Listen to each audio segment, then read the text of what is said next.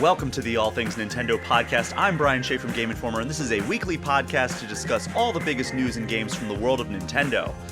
After a long stint on the road, I am back, and we have a fun one for you today.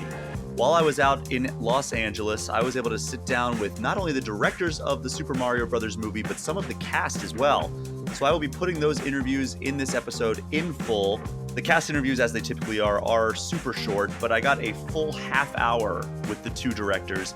So we're going to start with the quick interviews with the actors, then move on to the directors, and then we will wrap up this episode with an extended review of the Super Mario Bros. Movie, as well as a discussion about what it was like to attend the premiere of the movie and interview Shigeru Miyamoto and Koji Kondo, which I also did while I was out in Los Angeles. Joining me for that later in the show will be friend of the show, Krysta Yang. But before that, let's throw to the first interview, which features Chris Pratt and Charlie Day.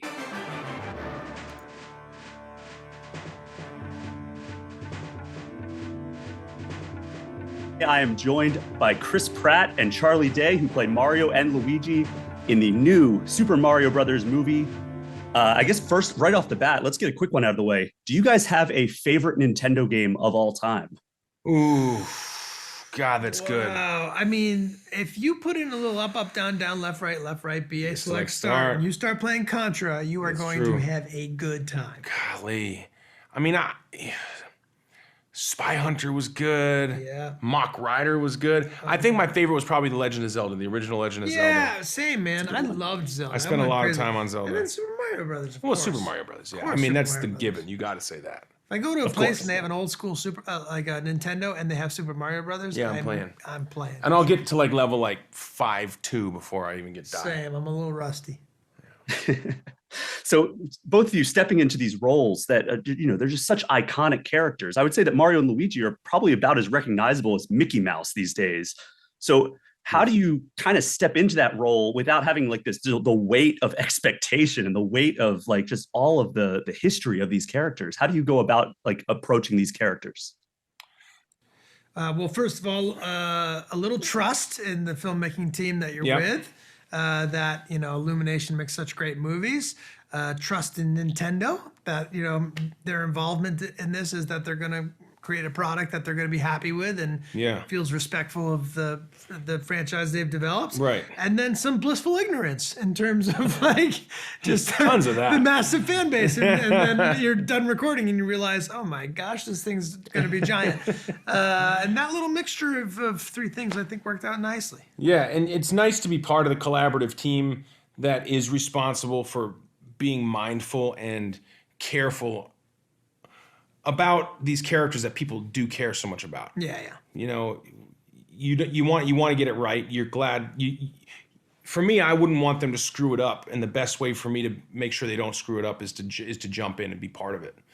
And then just commitment, right? Like I think both of us, anytime we take a job, it matters as much to me that I feel good about what I do, that someone else out there feels good about what they do. So if I am holding my performance up to my own standard, then hopefully it's up to someone else's as well. Absolutely. And, both of these characters have had kind of a singular voice over the past basically 3 decades.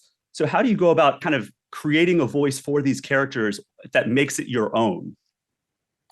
Well, it all just comes down to story. This is really a story. This is a storytelling medium. Video games, they tell a story in a way, and you're allowed to be these characters, and they are the avatars to allow you to go on these quests, and that's what it's been for 30 years. But here, we're really crafting a story. And so the script and the story is going to tell us a lot of who these characters need to be. What makes Mario Mario? What makes Luigi Luigi? How are they separate? How are they...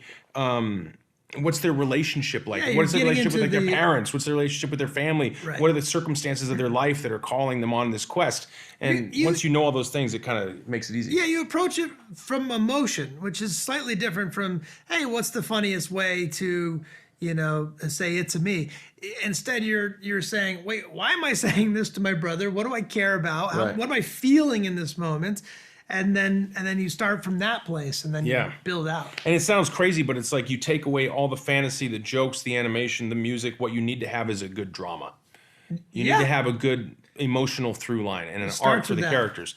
And then you add all the other stuff on it, the sentiment, the nostalgia, all the music, the great characters, the Easter eggs. And then you pop in a catchphrase and you got yourself a hit. Got yourself a hit movie.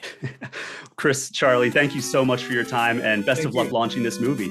Hey, thanks a lot. We'll see you later.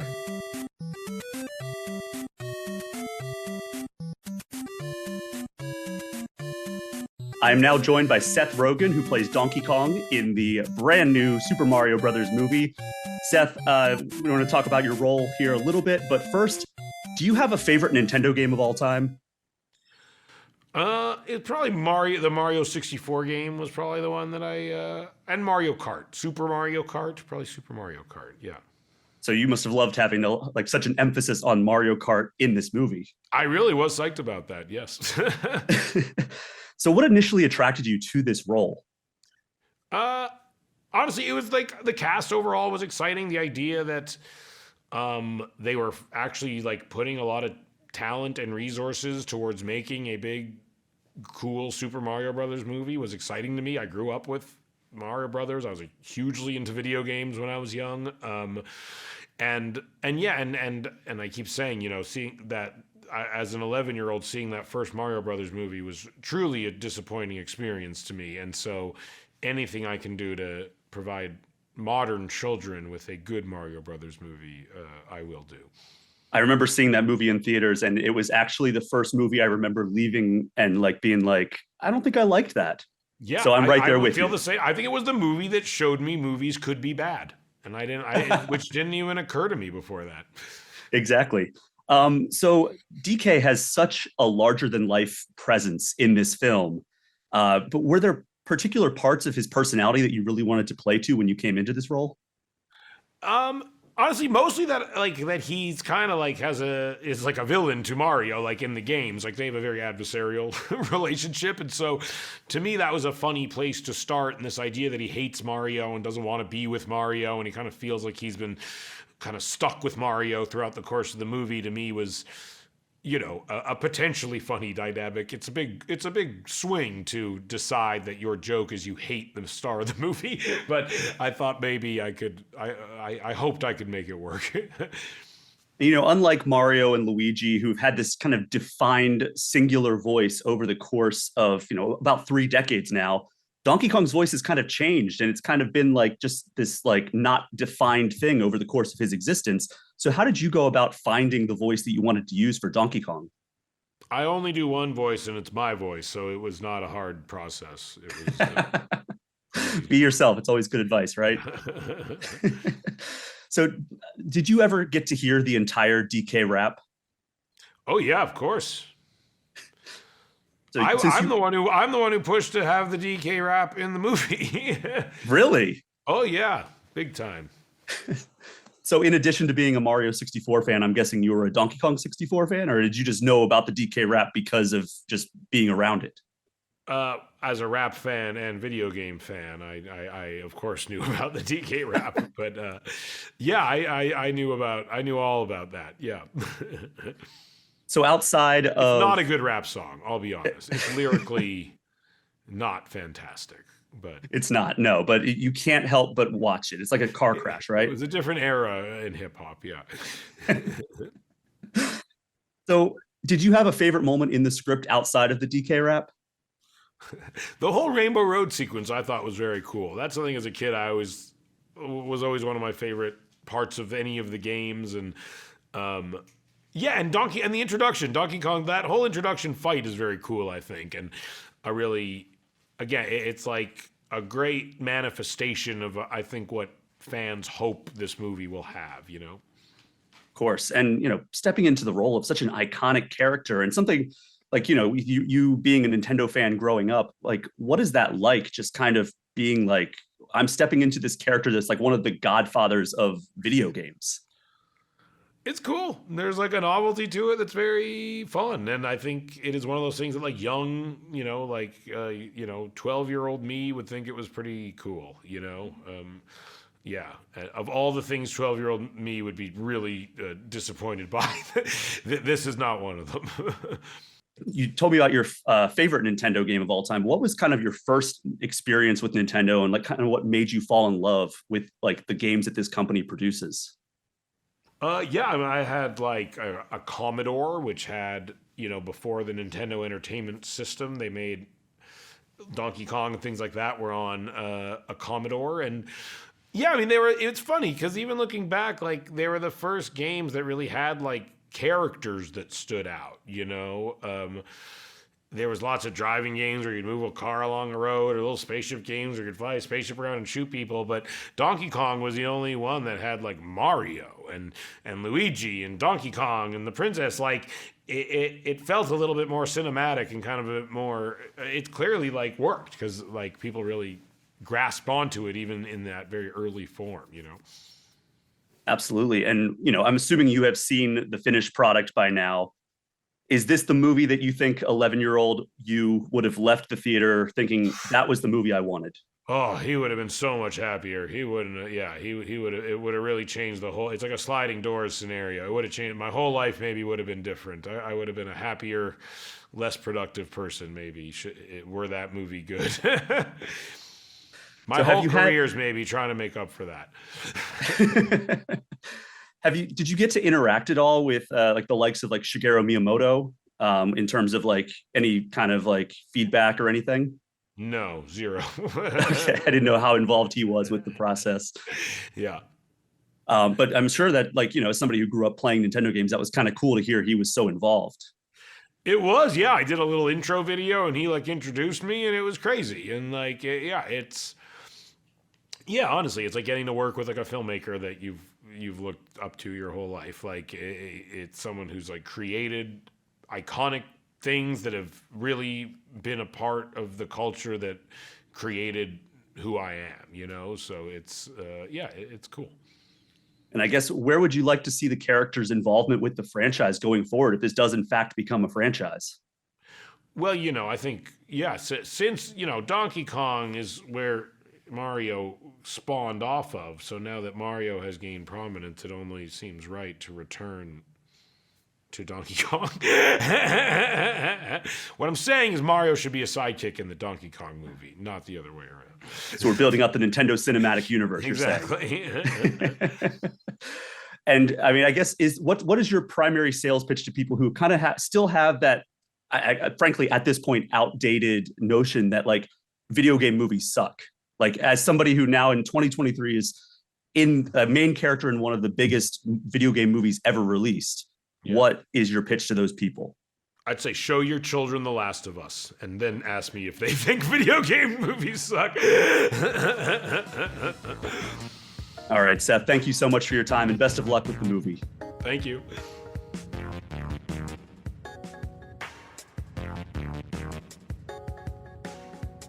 I am now joined by Aaron Horvath and Michael Jelenic, the directors of the brand new Super Mario Brothers movie. Gentlemen, how are you doing today? We're doing great. Yeah, great, thanks. How are you feeling in the lead up to the release of this movie? Oh man, I'm super excited and anxious, and we this movie's so important to us, and we worked really, really hard on it. Teams of hundreds of people worked on it, and we all really love it. And this sense of anticipation before releasing it to the audience is killing me. I can't wait for everybody to see it. Absolutely. So I guess both of you, would you mind diving just a little bit into kind of your history with Nintendo? Like how much of a past do you have with Nintendo and its games? Oh man, I've been playing Nintendo games like my entire life. Like Super Mario Brothers absolutely captured my imagination when I was a kid. Like I had never seen anything like it before. I'd played video games before that. I'm like an 80s kid, so it's like Asteroids and like Breakout and like old school games like that. So when I first played Super Mario Brothers, it was like a revelation. It was like the graphics were incredible, the movement was incredible. There was always something like interesting to find. Like there was this sense of adventure and discovery. And I feel like Nintendo has like continued to do that. That's one of the things I like about them so much is they continue to do that like throughout the years. Like with every new Mario installment, there's always like there's still that sense of like fresh discovery and excitement and adventure in every Mario game. So yeah, I love Nintendo, and I think this movie proves it. If anybody has any doubts. And it's like you never even stepped away from Nintendo. It's like, that's the great thing. It's just like we started playing in when we're 8 or 9, and there's been Aaron literally never put down the controller for me. I had a little bit more gaps. It's like, I played the original for like probably 3 years straight until I could beat that game without warping, as I like to tell people. And then I came back to it like when Mario Kart became popular. And then with my kids, it's like, Mario Party. And, so there's all these, it wasn't just like one moment in our lives. It's like Mario has been a constant present for both of us. Awesome. And so how did this opportunity come across your desks? It was post the release of our last movie. Michael and I were just kind of taking meetings, around as you do, and we met the guys from Illumination. Michael and I were also a writing team. That's what we were doing previous to this. So we actually met with the producers at Illumination, and we thought they were looking for writers. So we just like had this whole lunch with these guys where we were telling them how like we're really good writers and we just love writing all the time, and we just write all day and all night, man. And then at the end of the lunch, they made it really clear that they were looking for directors for the Mario movie. And we were like, oh, that's cool. That's really cool. And then on the drive back, we were like, hey, I think we blew that. But I guess they liked us because they came back and we got into it. So it was really like, it was really amazing because like, I mean, there's no project that I would have loved to work on more than this. And the feeling that like I blew it was like pretty soul crushing. So, I think that the fact that they came back around and everything worked out is it's pretty incredible. And I'm honored to be a part of it. Yeah, and you referenced your prior movie. Did you take any lessons from making a movie like Teen Titans Go to the Movies into making a movie like the Super Mario Brothers movie? That's an interesting question. I mean, our opposite experiences. I was, yeah, yeah, they're radically right. Like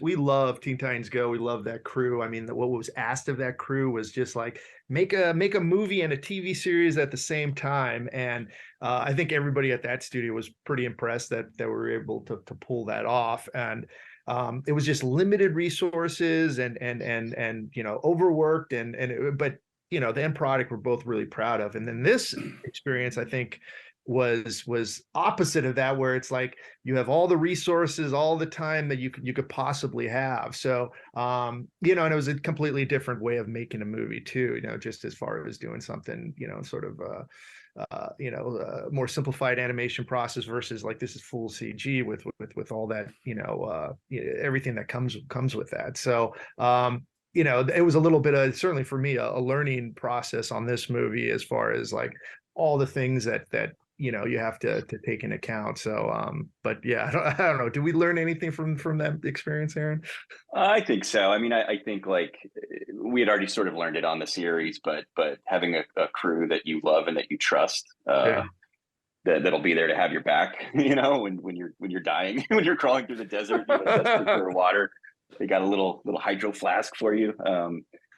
Because we came into Illumination, not knowing anyone. We were at Warner Brothers for almost 8 or 9 years. So it was a big jump for us to come to this new studio, and not to mention the fact that the production studio is actually in Paris.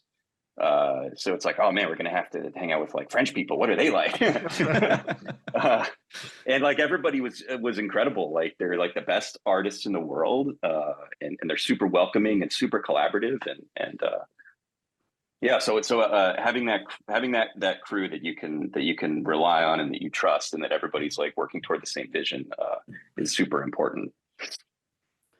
For sure. And, I had kind of a bonding moment with Seth Rogen when I was talking to him yesterday. Yeah. And we both had this shared experience where we went in 1993 to go see the Super Mario Brothers movie in theaters, and we both emerged from that being like, oh, I don't think I liked that. Like, we were both super excited for it, and we both emerged, and that was kind of the first movie that told us that movies could really like not be great. Oh, no. So like, here we are 30 years later, a brand new Super Mario Brothers movie is coming out, and I mean, full disclosure, I'll tell you that I've seen it, and it's the movie that I wish would have come out when I was a kid, because it's an awesome movie. And I was kind of just wondering like what your initial goals were coming into this movie, and like, I guess what you were hoping to accomplish with making a movie that veers a little bit more faithfully to the source material instead of what we got in 1993.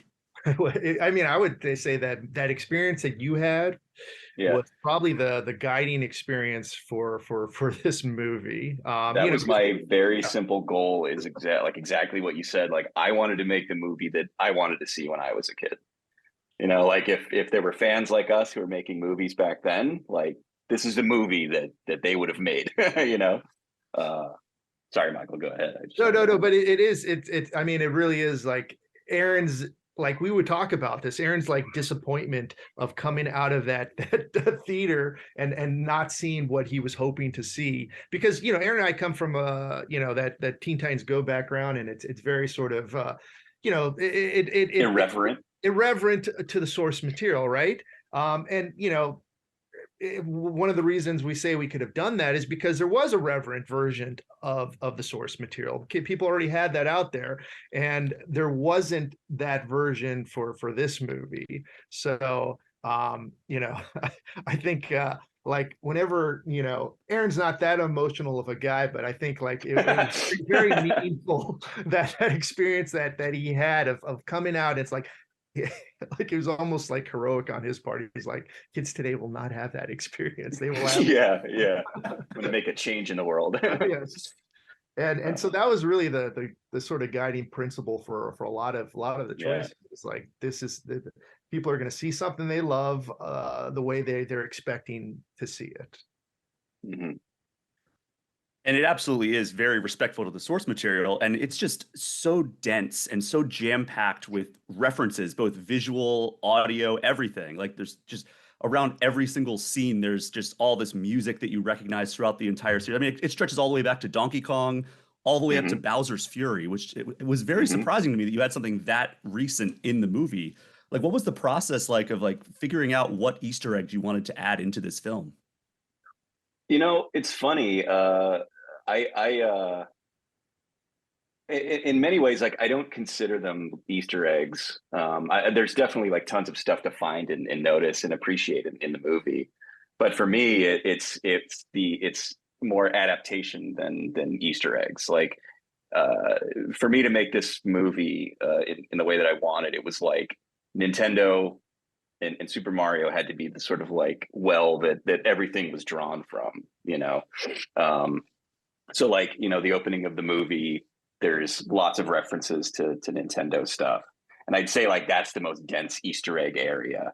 But once Mario gets off on his adventure into the Mushroom Kingdom, to me, that's more like adapting the game world and the visuals that I love from the game world to a cinematic experience, you know. So anytime we were crafting a set or scoring something, you know, Brian and Koji Kondo worked really well together, crafting a score that was both like original and had the game themes in it, because I just wanted like this thing to have Mario absolutely in its DNA, like it down to its very bones. Like the core of it is just a very reverential Super Mario experience, you know.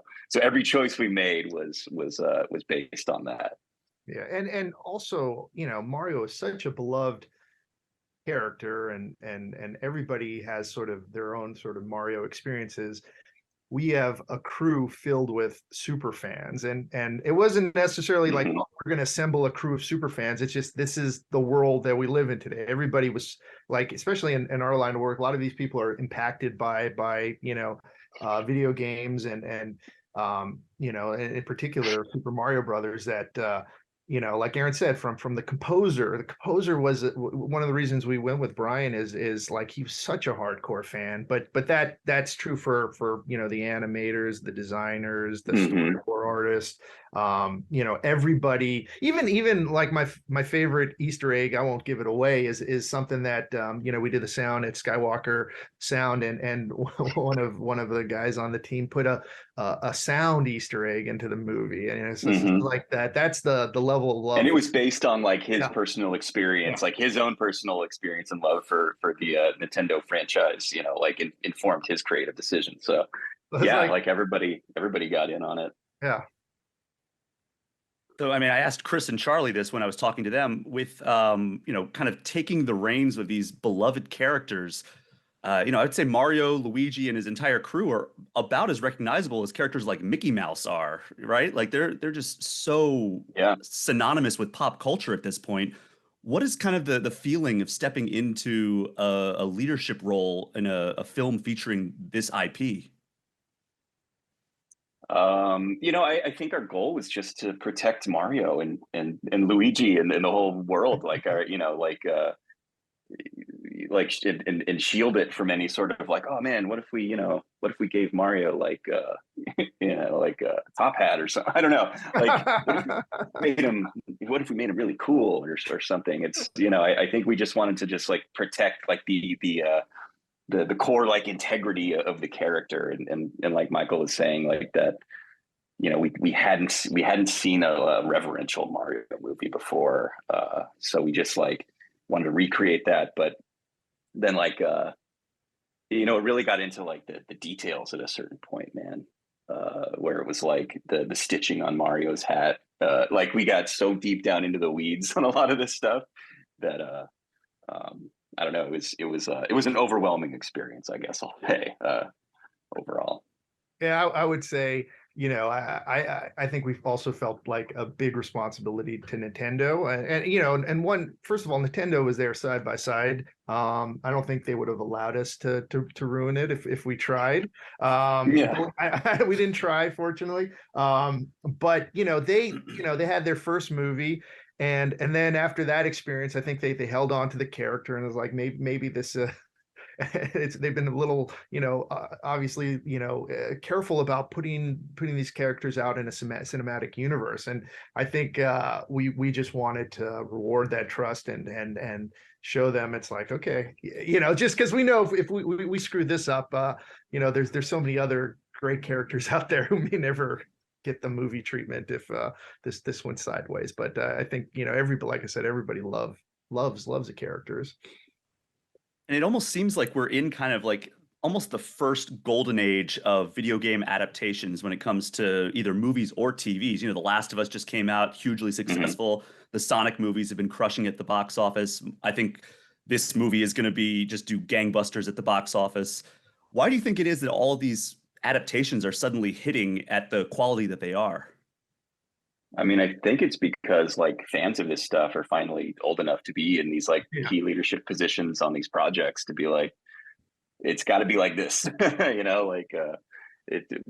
I love it, and B, if we don't do it, like people will hate it. They'll be mad at us if we change or adapt things in a way that is not authentic, or it's just like, oh, I thought it would be rad if Mario lived in like a cyberpunk world or whatever. And the technology too. Like the cool thing about the Mario movie is like this movie couldn't have been made in the 80s. Like it would have had to have been live action like they made, or like a hand-drawn feature, So like the cool thing about the look of this movie to me is that like it's all like the state-of-the-art rendering technology at Illumination, like crafting this familiar world. So it's like it feels fresh and new and like tactile, like you can feel it and be there. But it's also like it's a world that you've kind of like been in a lot in over the course of many years playing these games. So yeah, personnel and technology, I think, are colliding at the perfect time. Yeah, I think maybe in the past it was also like maybe a cynical approach to adapting, people making this stuff that understood it was popular, but maybe didn't understand why it was popular. And the people who are making it now, it's like, yeah, they had emotional experience. So I think it's coming from a less cynical place. It's not coming from, it's like, oh, this stuff is popular, let's see if we can make a big movie. It's like, this stuff is meaningful to us. let's make a movie that sort of matches that meaningfulness. So. Mm-hmm. And I mean, it shows in almost every single scene that, you guys know the source material, and that, Nintendo's involvement is just so evident throughout. Like, what was it like working hand in hand with them on this project? Nintendo was great. I mean, like, the partnership between Illumination and Nintendo is really incredible. Like, I was really worried at first that we were going to be trapped between these two giant like forces, and like we would just be crushed into paste. And we probably were a little bit, but it was a crush of like love, like a bear hug. That was like very comforting in a way. And so they were like an incredible partner to us. Because of the amount of like trust that they had in the filmmakers of this project, and some of the risks that we were willing to take sometimes with characters or ideas, but then also like just helping us whenever we needed some like really like specific research on something, or if we were like adapting one of the character designs for the movie, like they would have like really like insightful feedback for us, where they could break down the exact design philosophy for like Bowser's muzzle. Like, it's kind of based on a tiger, we found out. Like Miyamoto himself actually like drew on an iPad over one of our designs that we were presenting to him, and it wasn't exactly accurate. It was really close, but he's like, oh, you're missing this area here and here, and he like drew on his iPad to explain to us. And this was all over Zoom because it was COVID. So he actually drew on his iPad and then held it up to the screen like this and explained to us. So it was really cool. It's very collaborative, and I had a great time. It was a dream experience, to be honest. And do you have any other like fun anecdotes of your interactions with Shigeru Miyamoto? Oh man, fun anecdotes. I mean, yeah, it was. Like I said, it was tough because it was all Zoom based. So, we didn't get to, I don't know, have that kind of like in person kind of back and forth. I think like we may have if we didn't have to deal with that pandemic.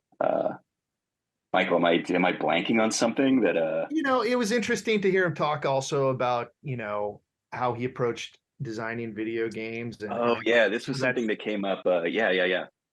Some of that, like, it's all experiential based for him, which is very similar to how like Chris Meledandri, who runs Illumination, makes his movies very experiential. Like, they would come up first with a sort of gameplay experience and what was a satisfying gameplay experience, and then create a story around that. And it was like, oh, that in storytelling, you're always like, oh, do character story first. But I think there's a lesson in there. It's like, how does the audience the audience basically, or the player, experience the content, and how important just the experience of whether it's movies or video game is first and foremost, because that almost transcends whatever the story is.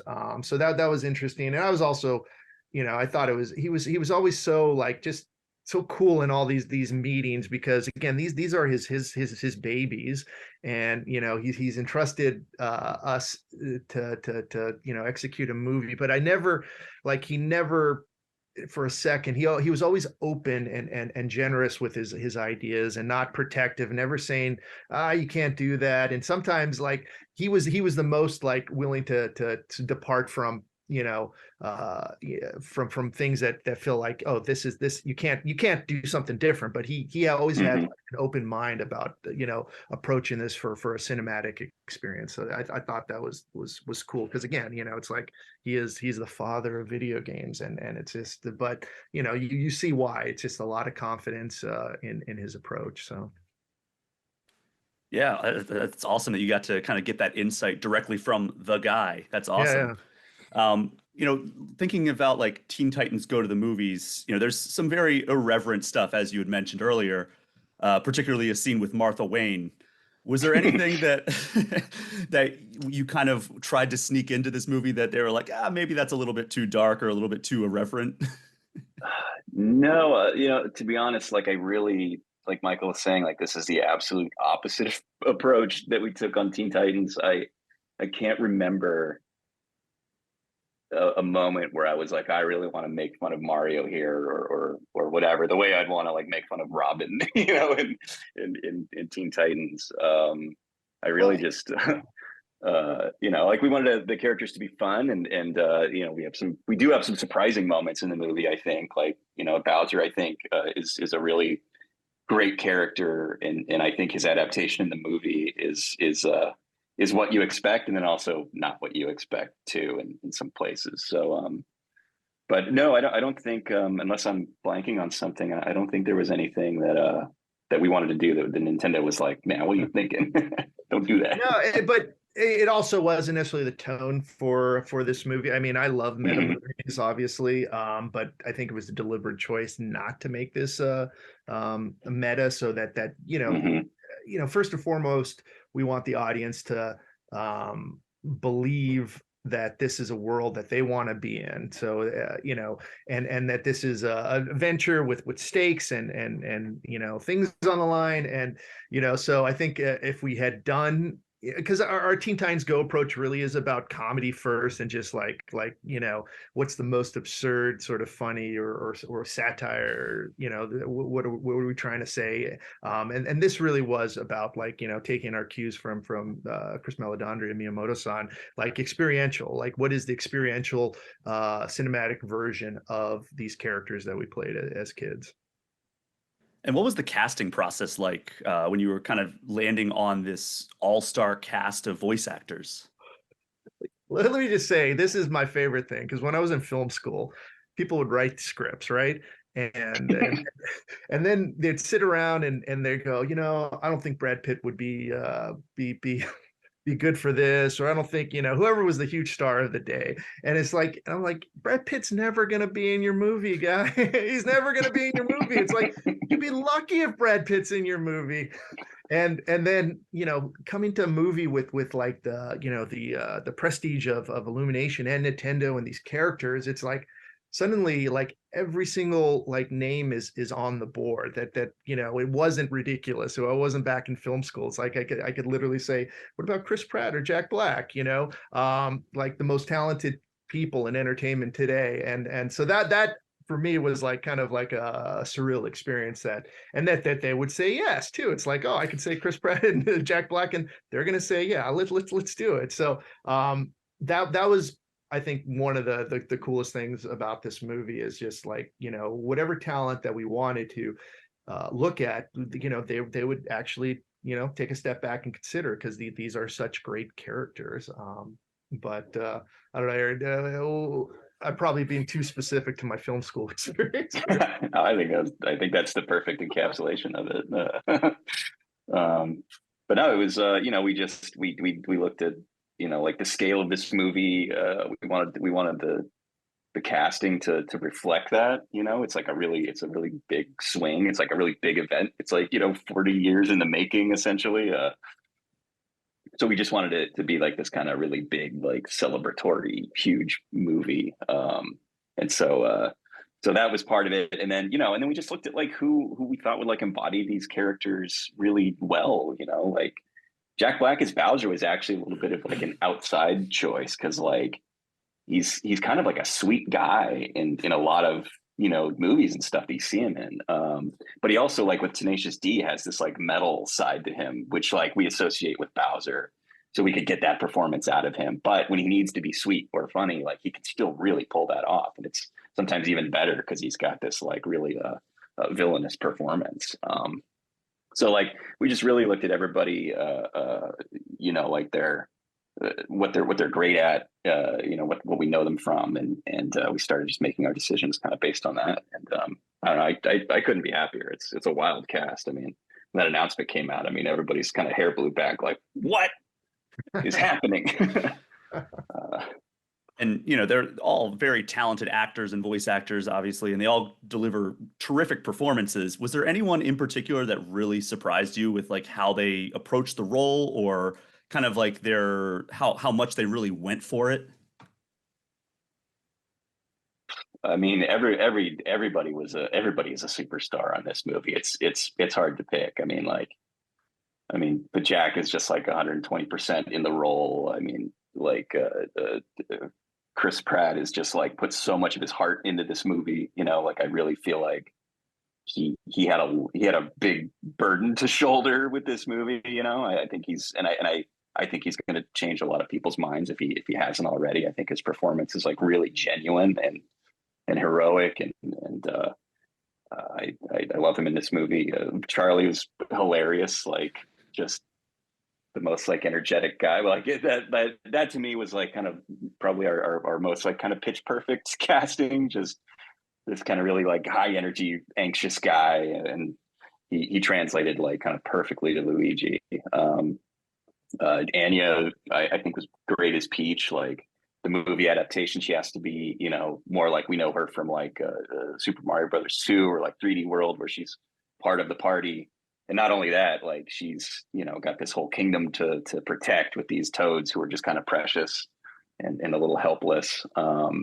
So like she managed to, I think, find that balance between like being a tough like ruler who would have to stand up to Bowser, but also like finding moments to be really cute and sweet as well. I really liked everybody on the cast, to be honest. I could go on, but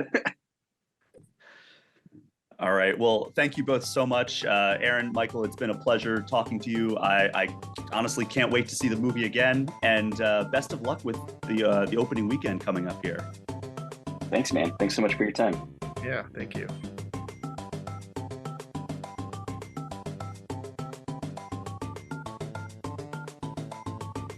We are back, and I hope you enjoyed those conversations with the members of the Super Mario Brothers movie cast.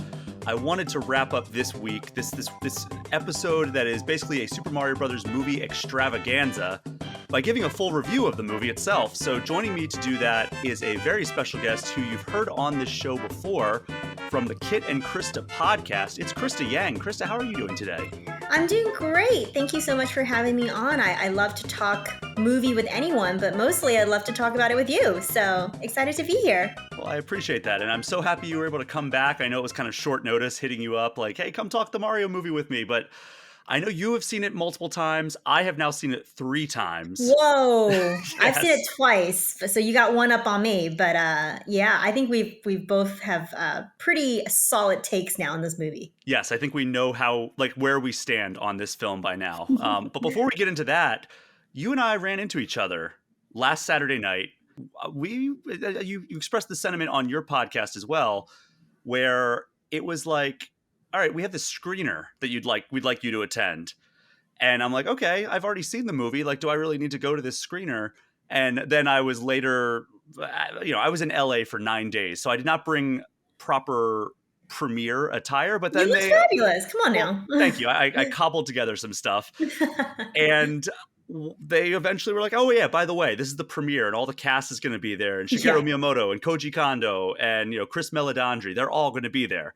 And I'm like, well, crap. I wish I knew that before I was on the ground in LA. I could have brought like a suit or something fancy. Or I know Kit, your podcast co-host, was attempting to buy a really awesome blazer to rock at the premiere. Didn't come through. Yeah, that was interesting. It was the communication was very interesting with what that event was going to be. And I think all of us kind of had the same delightful surprise that it was days before. It was like, oh, this is the world premiere for this movie. And as I was like walking through the airport, getting onto the plane, is when I had the thought hit me like, oh, Mr. Miyamoto is going to be at this thing, isn't he? Like all these Nintendo people are going to be at this premiere. Oh, shoot, that could be interesting. So yeah, we were there. It was glitzy and fabulous, and I think we all had a great time, despite of the outfit problems. Yeah, I was like, oh, there's a red carpet here. Okay, that's interesting. And they did not let us linger by that thing at all. I walked get past inside. It, they're like, go, keep going, keep walking, keep walking. I'm like, all right, cool. Well, I want to take a picture.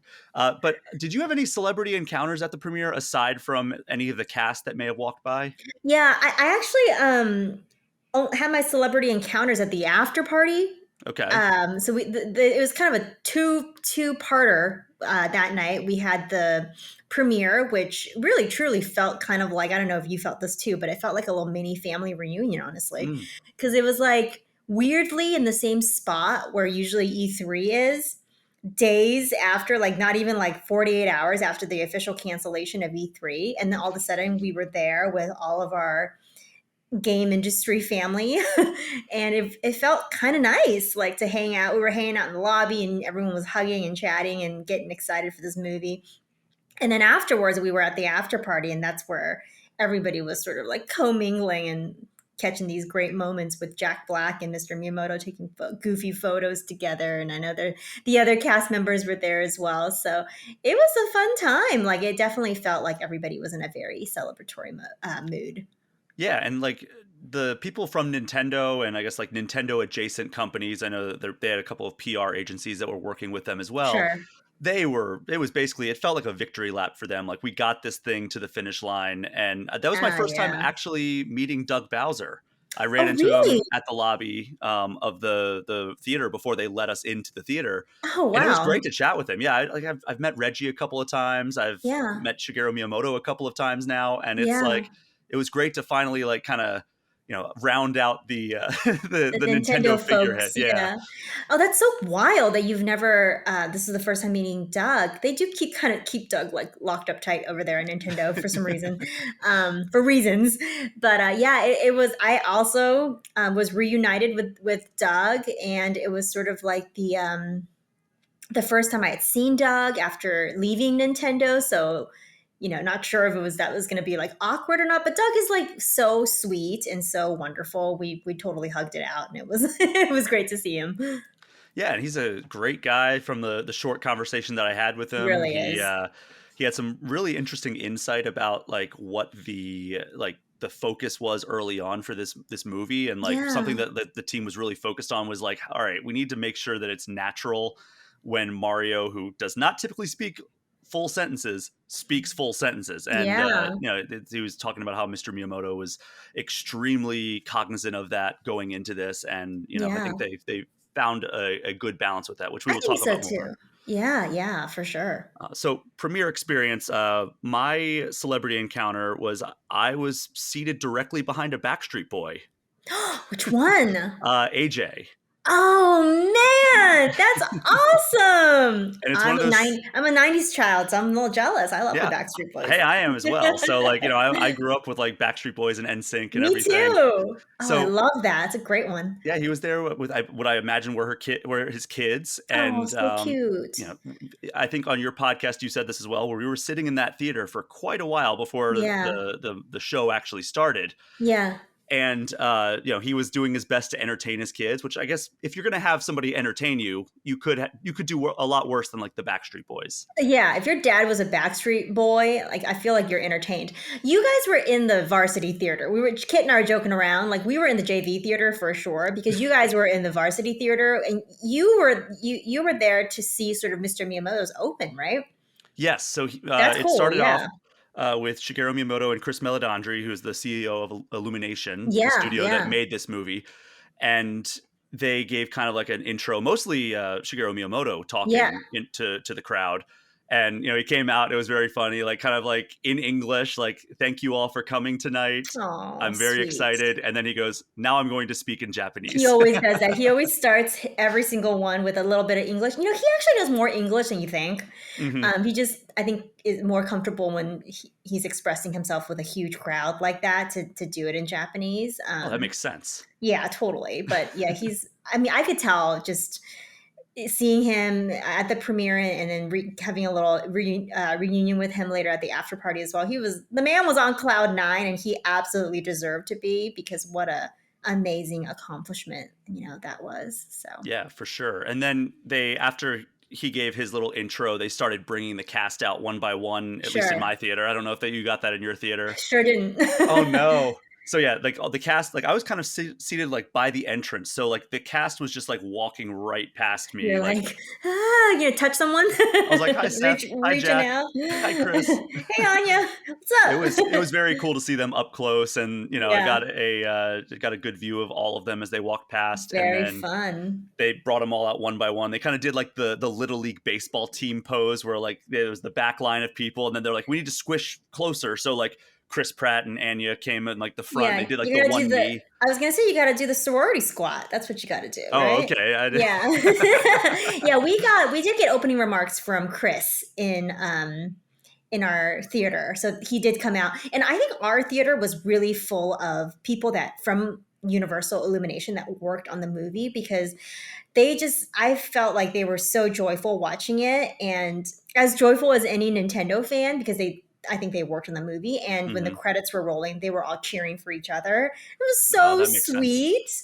and wonderful, and just like when they saw their coworkers' names, I think they were like excited for each other. So it was really cute. That's great. And that's interesting that they would put the people who worked in the movie in what you're referring to as the JV theater. Well, there's not a Backstreet Boy in sight there, so that's why. Well, they could have had a Backstreet Boy in yours as well. They needed to like have equal distribution of the Backstreet Boys. That's true. There's many of them, so they could have spread them out a little bit. Yeah, I don't know how many of them were actually at the premiere. I think it might have just been AJ, unfortunately. That would have been awesome if we got like a full-on Backstreet Boys reunion at that premiere. I would have fangirled out a little bit for that, I gotta tell you. It's funny because it was one of those situations where I didn't know who this guy was sitting directly in front of me. However, people kept coming up and taking selfies with him. Oh, so you're like, he's gotta be somebody. I was like, it's somebody. And then like I was talking to somebody that does PR for Nintendo currently, and I was like, oh yeah, there's this guy that was like in front of me. He was wearing like this sweater. Like, do you know who this was? He's like, oh, that was the Backstreet Boy. And I was like, what? And I looked it up and I was like, it was the Backstreet Boy. Oh my gosh, that's so funny. So yeah, so the after party, we did the premiere. That was super fun. And then it was like, we got to go kind of cross town, which is not an easy task in Los Angeles. Not an easy task in Los Angeles. And we get to this event space where it looks like a school cafeteria from the outside. Like there's a very well-lit area. And I'm like, this is the not after the vibe. party? Yeah, not the vibe. But it was cool. They had like all those really cool props outside, like outside. They had the big, the plumber van, which everyone was taking photos of, that massive question block. Oh my God, it was huge. Huge. Kit and I were filming for the vlog that's on our channel now. And I was kind of like, doing a funny little comparison, like how big is the question block compared to me? And of course, that was the moment that Mr. Miyamoto found us and waved us over. And I was like, how embarrassing. Like I was like mincing around this question block. And yeah, he was like, oh, hi, Kit and Krysta. And he's like, come over here. And we walked over and had a nice conversation with him. And it was really nice to just be able to tell him, congratulations, and tell him how much we love the movie in person. Because you leave a company, you work with a guy for over 10 plus years, and you never know when you're going to see him again. So it was a nice moment for sure. Yeah, and that actually warmed my heart to hear you tell that story on your podcast. I was very happy that you got to see him and interact with him. Yeah, it's interesting seeing him at like both the premiere and the after party, because I'm so used to like E3 where they keep him so locked away. I know, right? And like I was standing at the after party, like the place that I was kind of posted up. There was like at any point I could just look over and it's like, oh, there's Shigeru Miyamoto and Koji Kondo just kind of hanging out. And it was like so surreal, because like any glimpses you usually get of him, unless you're interviewing him at E3, is like he's walking past and he's surrounded by like a million security guards, and exactly. He has like an overshield of security guards around him. Yeah, it's so true. He was so casual at the event. Usually, he's very personable. When we Kit and I will work with him, and we had plenty of meetings with him where it was we call it dinner with the guy, and it was very, casual. But yeah, when he's in a big public space like that, it is really rare to see him kind of like loosen up, or just kind of be chill. And that's kind of what I saw too. Like he was just he must have been just so happy. He was just having the time of his life. He was enjoying the party. He was enjoying people asking him for photos and hanging out with the cast. And he just seemed like he was really happy. And it made me happy to see that. And I am shocked he lasted as long as he did at that party, because from what I understand, he arrived about 24 hours prior from Japan. Yeah, they're good at this now, like they used to do this all the time, where they would get there and we would have a meeting with them like 2 hours after they land. And it's like, you good? Like, do you want a nap or a shower or something? Like, it's okay, if you need a minute. But they would always be like, no, we're ready to go. Let's do it. Let's go. I don't know I how have they no do idea. that, because I went to Japan last October and I was an absolute zombie for like 2 days. Maybe flying first class helps. I don't know. I'm sure it does. And yeah, so that was the after party, and it was elaborate. Like you walk in, there was Oh kind of man, like yeah.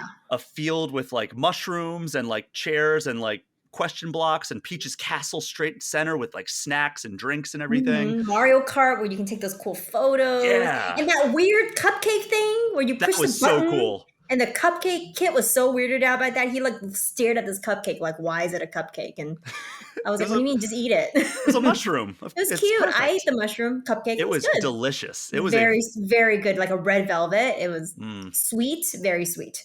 And then of course bars all over the place. And Bars. themed drinks. I have the drinks, the list here. Yeah, it was like the one that I had was the first one, the Smash something. Final Smash. I want to say Final Smash. There was the Final Smash. I know Yeah. that. Sorry, I took a billion pictures, as you might imagine. Okay, so I the know, Final Smash, same here. the Smoke and Fire, and the Kai Piranha plant, which was basically a mojito. Yeah, yeah.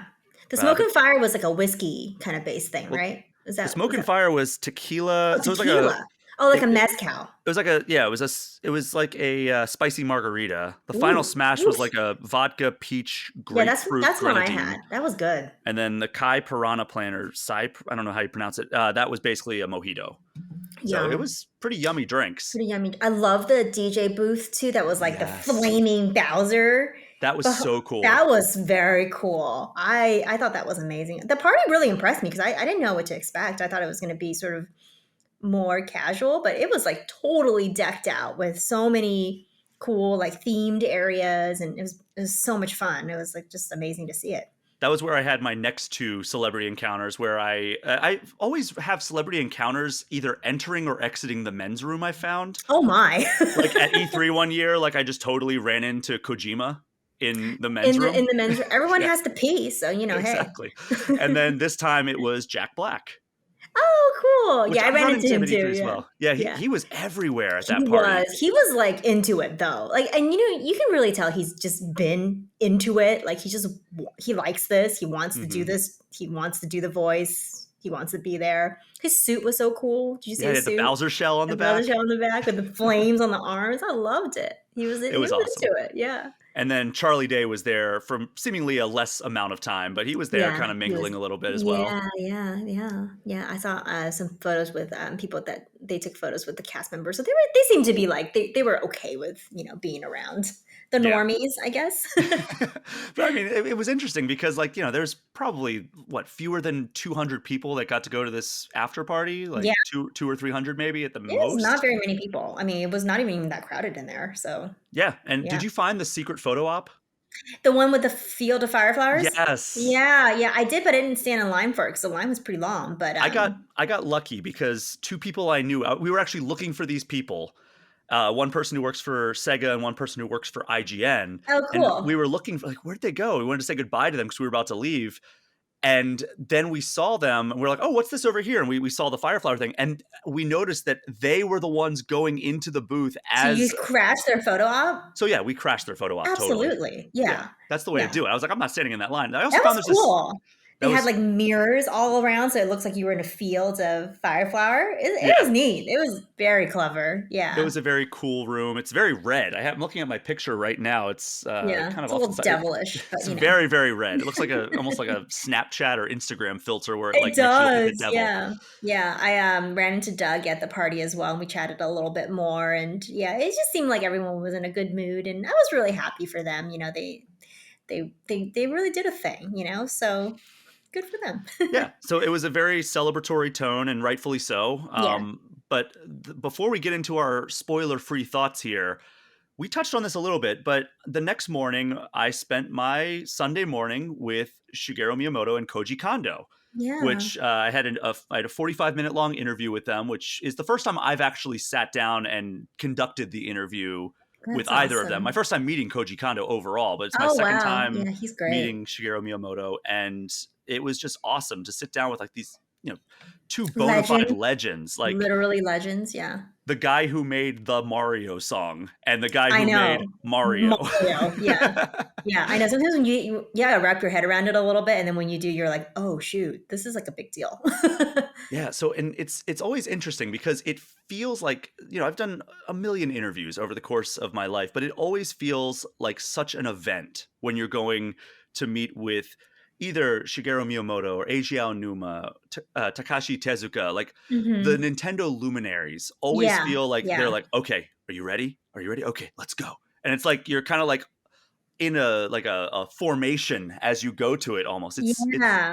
It's interesting the way it works because like it's always an entourage as well, especially with Shigeru Miyamoto and Koji Kondo. It's like there's like 8 people in the room. They roll deep. They roll deep. My PR guy that was like kind of getting me ready for it was like, just so you know, you're going to walk into this room and there's going to be a lot of people in there. Yeah. Just don't want you to be caught off guard. They like that. They like to just have a Spartan formation around the man. So yeah, and they're the most delightful people.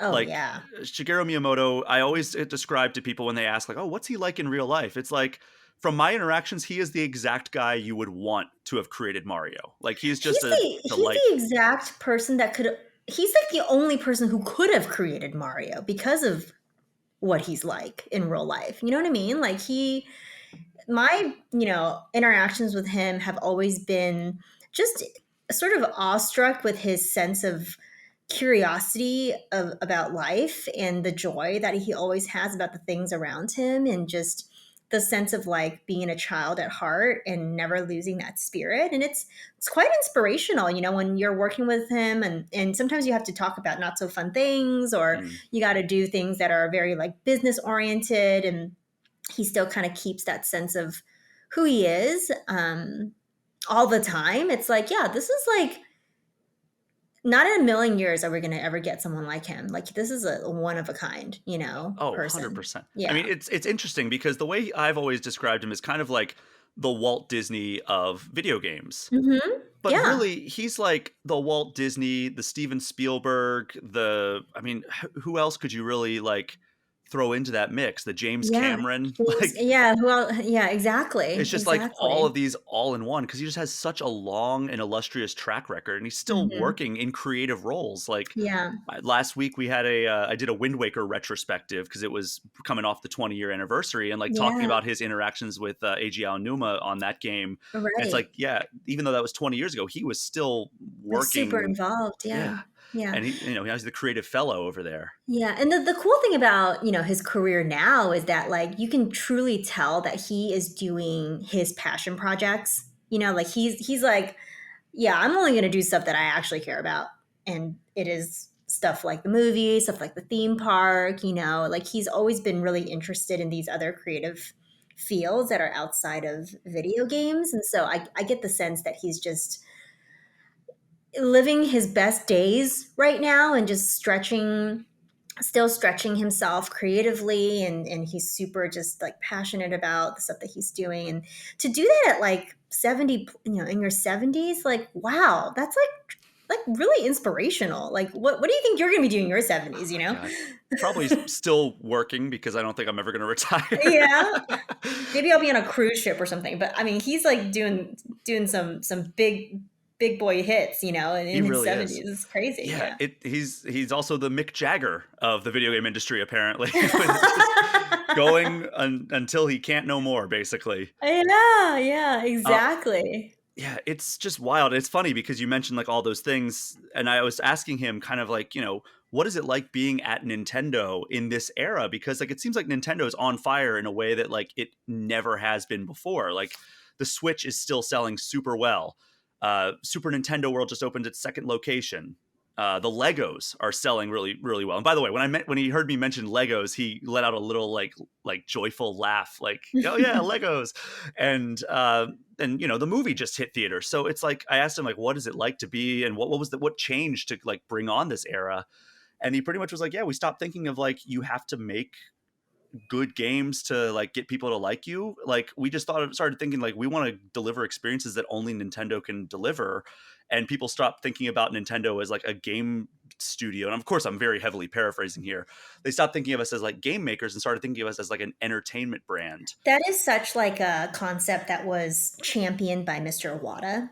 You know, it's a concept that was championed and talked about so long ago, like 10 plus years ago when I first started, you know, at Nintendo, and we were like deep in the Iwata era and just learning about his vision for Nintendo and like thinking about it not as a gaming company but as an entertainment company. But I think this is the first time this year when we see all of these examples that you just brought up, whether it's Super Nintendo World or the movie or the merch, you know, the brand partnerships with Legos or other merch, it's like truly now that vision from 10 plus years ago has really like come to fruition. That's how long it took, you know, to like get there. But now that you're there, it's really exciting and cool for Nintendo, but it does come with like a slew of other challenges that they're going to have to face as a company that's going to be interesting to see how they kind of navigate through. So yeah, cool, exciting, interesting time. And I think, you know, we were talking about how this is a really amazing time to be a Nintendo fan, but yeah, it's very interesting as well. I mean, I can't remember a better time to be a Nintendo fan aside from maybe like the 90s when like the Super NES was like tearing everything up and like you're getting excited for the Ultra 64. Like that seemed like maybe the pinnacle of Nintendo excitement, but also I was, like we said, a 90s kid, so like that was like the prime age for like getting into gaming and everything. Yeah, exactly. Yeah, I'm just excited to see where they're going to take it. I think that they have some headwinds and challenges, that things that they've never had to consider and deal with before. They're going to have to face some of those things soon, especially as we think about like what's happening with the next console and all that jazz next year. What does that look like? How are they going to balance all of their resources with all these huge, you know, mammoth properties in entertainment? Like, how are they structured to do this? Like that's some business stuff that gets hard. But you know what? It's not our problem. We get to enjoy it. We get to hang out and watch, and that's good. By the way, as somebody who worked at Nintendo for many years, my thought on why the Switch has been such a success is that like they finally unified all the developers under one platform instead of having to split time between like the Wii U and the 3DS or the Wii and the DS. Like, do you see that as a valuable thing as I do? Yeah, I do think that the Switch, and I've heard this from developers before, it's like they kind of tout the Switch as like one of the easiest systems to develop for, and the range of what you can develop on Switch is like pretty broad. Like you can do smaller indie titles, you can do these AAA titles, like the range, the spectrum is pretty big. I think, yes, not splitting your resources and just having the ability to do something that's more like handheld leaning to something that's more like console leaning is, you know, a advantage to Switch. But I think, you know, there's tons of other stuff that makes the Switch like attractive and successful. So yeah, that's another thing. It's like it's pretty good right now, you know. Yes, it's amazing. Don't rock the boat with your next thing. Oh my god, I really hope it's just like Switch 2. I know, right? Like, don't get cute, Nintendo. Like, don't. They like to get cute sometimes, though. You know. We're bringing back the gamepad. Here comes the Labo. Here comes a cardboard Switch 2. Yeah, you don't want to too gimmicky with it, which they have a propensity for sometimes. But they really do. Yeah. But yeah, I mean, it's amazing that we have a console that has Pokemon and Fire Emblem, but also all the new Zelda and Mario and Mario Kart games and everything. I mean, call it a new Mario Kart game. All these great retro games too. Like you got Game Boy Advance stuff on there now, and it's like, don't mess with it. When that next system comes, just bring that all over. Like don't be cute. Yeah. I mean, I think that we're in an era where it's like backwards compatibility is like almost a necessity at this standard. point. It's a standard practice now. Like. But you know, you never know. Nintendo's not very good with backwards compatibility. So. Yeah, nor are they like good at like following industry trends because they love marching to the beat of their own drum. They do. They have some moments where they're like, you tell them a thing and they're like, "Why is that important?" And you're like, "Oh, okay, we gotta start from square one here, huh?" Okay. Got it. But you can find the rest of my Shigeru Miyamoto and Koji Kondo interview. I asked them questions like, what has their collaboration been like evolving over the That's last 38 amazing. years? I asked them, Wow. like, are there any other franchises you could see coming to the silver screen? I mean, obviously, I did not get a direct answer there, but I got some hints. Did you like seed Zelda? Like, did you kind of like mind meld with them and be like, Zelda? I wanted to so bad. If I had time, I totally would have been like, I don't know, Zelda seems like a pretty good one. I did end Yeah. on a joke though, because like they were very cautious of like, you know, we're only talking about the Super Mario Brothers movie. Please don't ask about any other like Yeah. games or like initiatives or anything like that. And then when I was told like, all right, your time is up, I said, all right, now I have about time for about 50 more Zelda questions. If you have like a moment. And they all laughed, and I was like, all right, yeah, let's And go. then you were shepherded out of the room Yeah, I was immediately. like, I got You the were Brian, kicked out. and stay out. Had to try. I mean, hey. So let's transition to our thoughts on this movie.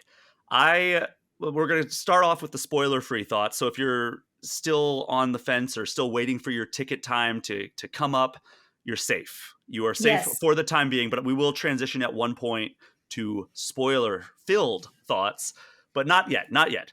So, Krysta, I think you and I are on the same page that we both had a great time with this movie, but what are your overall spoiler-free thoughts on this film?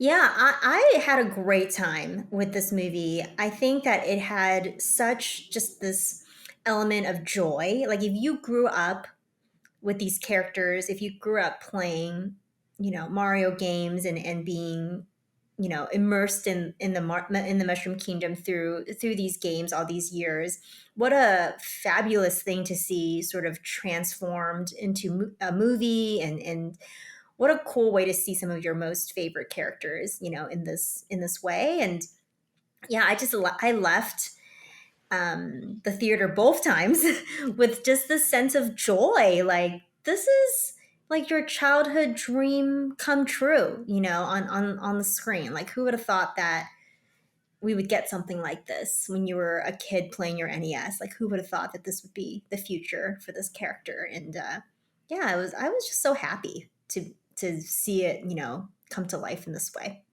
Absolutely. And I think that people who listened to this episode from start to finish, they heard my conversation with Seth Rogen, and he had we had a moment where like, we were talking about like, why did you want to do this? And he's like, oh, they're putting in all these resources.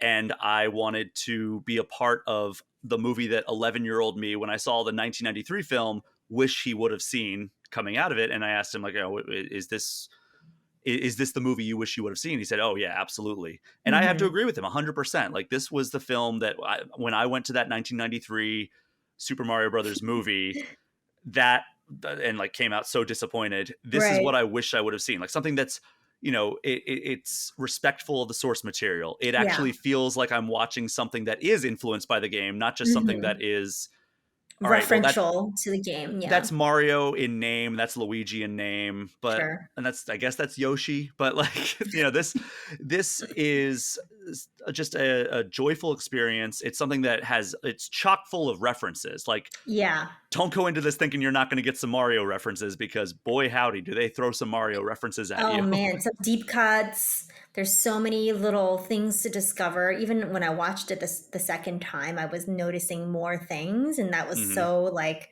such like a game thing, for you to keep like replaying a level and finding these little secrets everywhere. That's so true to how Nintendo makes games.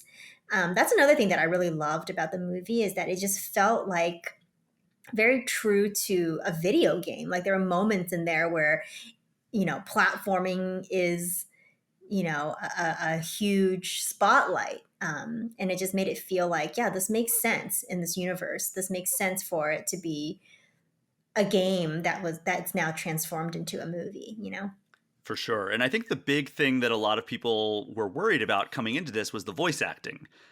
People were rebelling in the streets that Chris Pratt could voice Mario. And I will be honest, like I was unsure of it at first when they first announced it. I thought that just thinking purely before seeing the movie, when they announced it, I was like, oh, Jack Black as Bowser makes perfect sense. Totally. Seth Rogen as Donkey Kong makes perfect sense. The other ones I was a little like, what? Yeah. But I came out of this so impressed by every single voice actor. Yeah, I was definitely worried about Chris Pratt. I was very concerned that that was going to just kind of break the movie for me. And I think, you know, Kit and I were talking about this on our podcast as well, is like the best thing that Chris Pratt did for this movie was to be as like inoffensive and as bland as possible. Like he just was very like even keel. He did the voice. He didn't try to get all zany and crazy and weird. He just did it in a way where it was not a distraction. And you are free to concentrate on like the character building they do for Mario and Mario's story throughout the movie instead of being like distracted by some like zany voice that Chris Pratt is trying to do. So I think in that respect, it was like a huge sigh of relief. And I agree with you. I think the other voices, my favorite is Bowser for sure. Oh, yeah. Like, and also, but also Princess Peach. Like Anya was amazing as Princess Peach, and I never seen her in a role that was so playful. Like she's always like very serious in her movies, so it's kind of nice to see a very like playful side of her for Princess Peach. By the way, did you see her at the premiere at all? I saw her at the after party, but I didn't see her. I didn't see her at the after party. Yeah, I saw her for like a split second. She was there. She looked very cute in her like Mario Kart outfit. Yeah, she rocked a Peach Mario Kart outfit, which was incredible. That's cool. Yeah. So I think that she had the second best outfit of all the premiere attendees, right behind Jack Black. Jack Black, yeah. Yeah. Yeah, I agree. Perfect. So any other spoiler-free thoughts before we transition over to kind of spoiling this movie and kind of breaking some stuff down for the people who have seen it or who want to be spoiled? Let's get spoiling. All right. So we're going to take a couple seconds here to give those people a chance to get their pause button if they don't want to get spoiled, and we will be right back with spoilers. All right, so now we are going to give a full spoiler warning right here. We're going to be breaking down some of our favorite moments of the Super Mario Brothers movie. So if that is not what you were looking for, then now is your chance to turn it off. But Krysta, let's start with some of our favorite references, because this movie, as I said before, chock full of references, so many nods to Mario, to the universe that surrounds Mario. So what were some of your favorite references? Yeah, the Easter eggs were like in full effect in this movie. It was coming at you so fast. It was hard to like, as soon as you notice one, another one would pop up. But just like right in the beginning of the movie, there was several just really cool references like the Punch Out Pizza. You know, you got Charles Martinet voicing the guy that's playing like Jumpman on an arcade machine.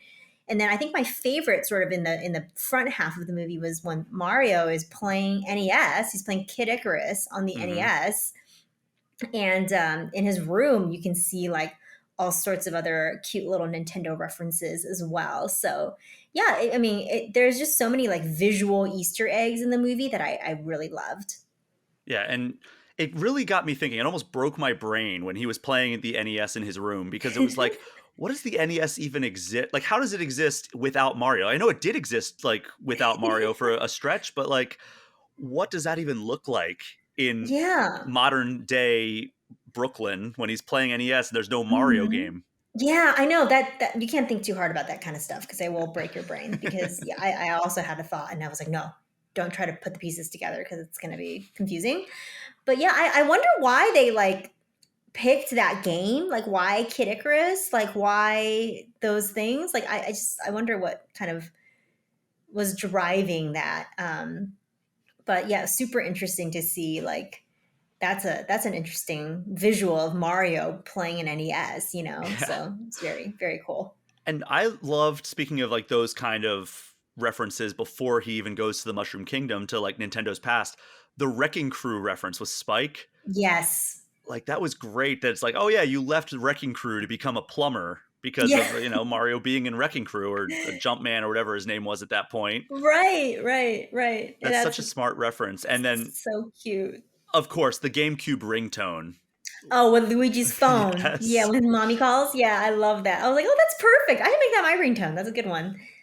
It's so reminiscent of a ringtone. I never really put it together in my head, but I'm like, that really does. Because like at first it like didn't even register with me. I'm like, why does that sound familiar? And then like the second time it played, I'm like, oh, it's the GameCube It's tone. the GameCube tone. Yeah, you're like, I know the song. Like I know this tone. Yes. I love the fancy house they go into as well like their first sort of plumbing job is to fix the leak in the fancy house. Mm-hmm. If you look around that house, it's like so many cool Nintendo references, but done in like a super classy way. So they had like a very like MoMA modern art looking statue of a Pikmin in that house. They have like all this artwork, but it's all like Nintendo references, but like modern art style.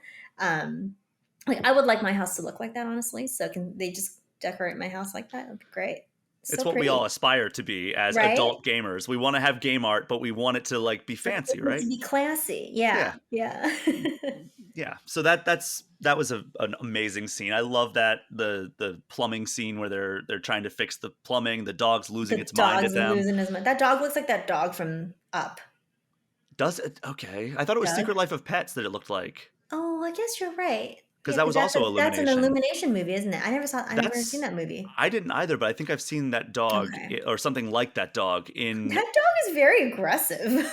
Oh, absolutely, yeah. I mean, a monster dog. Isn't that like what he was trying to do though? Was break his bone? Like dogs. I don't know. Again, one of those things you shouldn't think too hard because it is a family movie. They needed the loosest reason for this dog to be mad at the Mario Brothers. Exactly. So I also loved that Pauline is seemingly the mayor of Brooklyn. She is the mayor. Yeah. That was interesting to me. Yeah, I guess that New Donk reference has always been like a New York City comp. So that made sense to me that she would be cameoed as the mayor here in the movie as well, which is great. Did they ever actually refer to it as New York? Or was it just Brooklyn and Queens that they referenced? They say Brooklyn and Queens. I don't think they ever say New York. So it could be New Donk City. New Donk City's Brooklyn. Yeah. I don't know. Yeah, you're right. It could be. Also, one thing that I loved was every time they brought up a world map, it looked like Super Mario World. Yes. That was incredible. That was so cool. I love that. It was so much fun to see like those visuals just like taken straight, like basically copy pasted straight from the games. Mm-hmm. Once you like sort of get into the Mushroom Kingdom, there's just so many things where you're like, oh yeah, I guess that would be how that would work. Like the way that they collect coins, the little toads are running around collecting coins. And then they have that antique shop and all the antiques are like old game things, like an old NES cartridge and an old some old like items from past games. Like, yeah, that I guess that would be how it would work, in this universe. Yeah, I mean, there were some very heavy-handed references, like it'll work, you just got to blow in it. Yeah. Like that was like, okay, we're getting a little ham-fisted there, but overall, like I don't think the references were like disruptive of anything. Like I've seen some video game movies where it's like they stop everything. They slam on the brakes to make sure they hit you over the head with a reference. Did you catch that? Did you get it? I don't know if you saw the Uncharted movie, but there was one scene that I don't want to spoil it, but there's a scene where they just stop everything for like a miniature scene that lasts like 10 seconds. And it's just like a nod to like, hey, fans of the Uncharted video games, you'll know what this is, but we're not going to explain it. So yeah. And even like Tom Holland was like, what? Like he even like on the screen, he looked like, why are we doing this? Oh gosh, that sounds really awkward. Yeah, I didn't get that sense here. Not super awkward. Like slam on the brakes to do a reference, but yeah, I thought that they definitely came at you fast. I see that a lot of people are saying like, oh my gosh, the pacing of this movie is a little frantic. It is. But I think it does keep it moving, and you get that sense of like this is like an action game, action movie. Like it feels like it's moving the plot along at a very quick pace. It's breezy. It's easy to watch. It's not something. It's not that long. Yeah. It's like 90 minutes, 92 minutes. I think that includes the credits. Right. No, it's good actually because you don't want to drag it out. Yeah, especially when you've seen it 3 times in the course of like 10 days, like I have. Exactly. Wow. And then I liked the Baby Mario and Baby Luigi throwback. Oh, I like that too. I loved. One of the things that I really love about this movie is that you get a deeper sense of these characters' relationships, not just like their own personal story, but their relationships with each other. Mm-hmm. You know, like that's something you never really think about. You play Mario games, you're like, oh yeah, Mario and Luigi are brothers, great. But then in this movie, you get a real sense of like what that brother relationship is like. They're not just brothers, they're like best friends. They grew up, you know, really close. Mario grew up defending Luigi, which was like that really great baby Mario, baby Luigi scene that you're referring to. And it really motivates their characters throughout the movie, and it makes it believable because yeah, if your brother is in danger, you're not gonna stop at anything to save him, to help him, you know. And they make it really clear through those like moments where you get to reflect on their relationship, which I thought was really heartwarming and sweet. Oh, definitely. And I guess that leads into kind of like our favorite moments and like kind of story-based moments and action moments. I really liked the way that they kind of flipped the script a little bit. Like Luigi was the one that Mario was trying to rescue. It wasn't Peach. Right. But yet Peach was still being kidnapped and being forced to marry Bowser without kind of giving into the damsel in distress trope. It was more of just like, okay, she's doing this to try to prevent harm coming to her toads. Like she's doing it as a strong leader, not like oh my god, I'm so helpless, like please come rescue me, Mario. Yeah, I was really glad to see a real kind of rewrite of Peach's character, because in the games she's pretty bland. You don't know very much about her. I mean, there's some games where she has a little bit more personality and more agency, but for the most part, you know, she's been in that damsel in distress role for a pretty long time. And I got a little concerned, I gotta tell you, when they had like the forced marriage stuff. I was like, oh, where are they going with this? Let's not have another like weird, you know, damsel in distress moment. But no, it was great that she sort of had a plan for all of the things that she was doing in that arc. But yeah, I think her character was one of the ones I was kind of worried about because, you know, she's just been stuck in this role for so long that I was curious of how they would reshape that in the movie. And I thought they did a really good job. And it was cool to see Peach sort of as Mario's like equal partner. And even in some cases, like kind of better than he is. You know, that training scene is great where she just like kicks butt all the way through and he struggles, you know, to like get through the course. And it's kind of cool to see that side of her. And, you know, that leads directly into another, like, I guess, trio of sequences that I love. I love all the platforming scenes. Like, and that should be a no-brainer for a Mario movie, but, like, it could have been really easy to not nail that. So there's the one in the beginning where they're trying to get to their job, the one where they're playing No Sleep Till Brooklyn. Yeah. There's the training sequence, and then there's the one with Mario and Donkey Kong. Yeah. God, those were all so much fun and so well executed and so well framed. Yeah, I thought it was great that they did a platforming scene before he goes to the Mushroom Kingdom. That was a great way to like set your brain, like sort of like get your brain in the mood for like a movie based on a video game. Like it's such a clever way to do that. And then, yeah, of course, the training scene is like iconic because there's just so many funny moments in that scene, you know, like him trying to like eat mushrooms that he very much dislikes. That's actually really cute too, how they put that in. Like he actually hates mushrooms. Yes. And he's trying to eat it. And I love that part where he like eats so many, like throws it up and then like he like, loses the power up. That's one of the funniest moments in the movie. It's great. It's such a like, of course that would happen if you eat like 45 mushrooms in one sitting. You would probably puke, you know? Especially mushrooms the size of your head. I know. And she's just like shoving it into his mouth. Like, she's like, down the hatch. And I love that, like, the demonstration when he first had his initial mushroom was like, oh, you're strong too. And he jumps up and breaks the brick. And it's like, oh, he couldn't do that when he was little. It's just such and it's true. Like, then my mind was like, oh, yeah, he couldn't do that when that makes sense. The strength, not just height. Okay, like I like was neat to like wrap my head around some of these concepts, you know? Yeah, and it was so cool to see that sequence and like all set to Holding Out for a Hero or by Bonnie Tyler, right? Yeah. And it synced so well with like the training montage. I mean, it's an all-time great montage song. You need a training montage in this game. I'm sorry, in this movie, and it was perfect that they put it into this like sort of almost like a true Mario level. Did this not make you want Mario the movie, the game that I've been talking about for like years now? I mean, I even asked Shigeru Miyamoto, how will the movies, because like the games obviously influence the movies, how will the movies influence the games going forward? Yeah. And he was like, that's something we're going to have to reckon with, because we've always had like movies that influence the games.